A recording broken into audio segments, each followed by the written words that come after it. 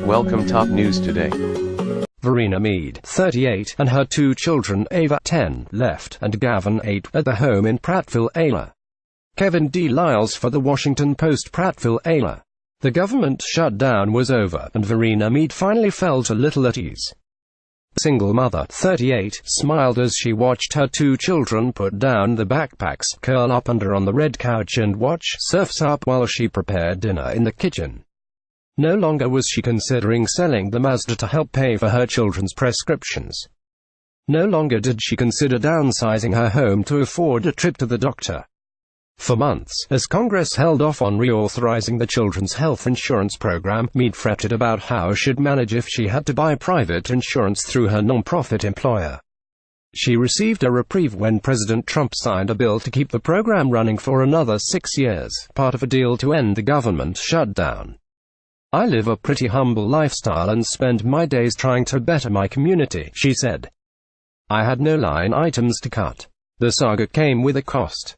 Even though no child in the country lost health care coverage during the months-long CHIP stalemate, the political brinkmanship left a heap of bureaucratic and psychological debris.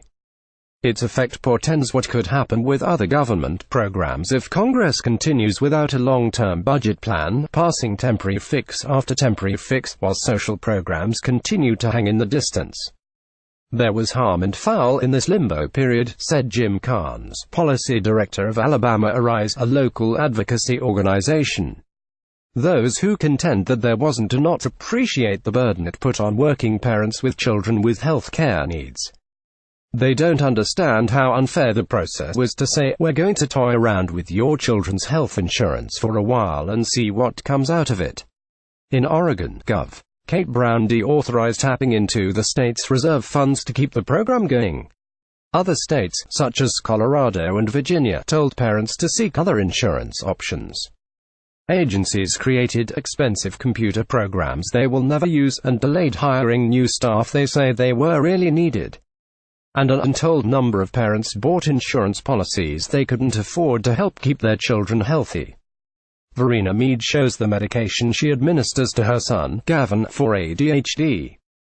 Kevin D. Liles for The Washington Post. Varina Mead, 38, at CVS in Prattville, Ayla, with her children. Kevin D. Liles for The Washington Post. Mead's oldest child, Ava, is 10 years old and has asthma. Her mother began to wonder how far in advance she could stock up on inhalers when prescription costs are low. She worried about Gavin, 8, who was so jumpy he could hardly concentrate to get ready for school.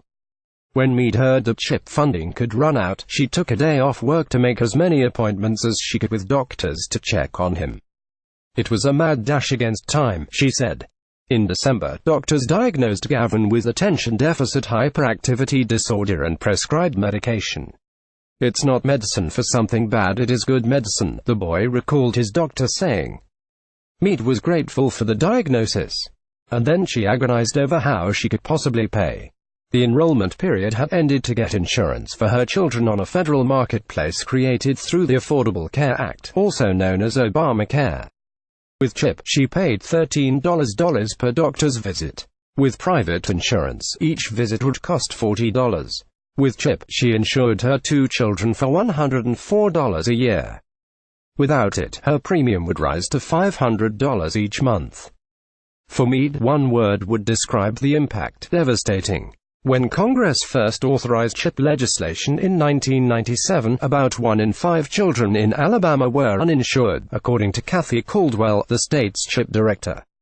Alabama was the first state to sign on, and since then, the number of uninsured children dropped from about 20% to 2%. CHIP subsidizes coverage for about 160,000 children in the state. About half of those children are among the state's poorest and on Medicaid through CHIP. And 85,000 of them are in families whose income amounts to 312% over the poverty level, at most, a salary of about $65,000 for a family of 3. They make too much for Medicaid, but not enough to afford private insurance or coverage on the federal marketplace. Because the program called for working families pay for the insurance on a sliding scale, it was easier for conservative lawmakers in Alabama to support it than, say, food stamps or welfare, Caldwell said.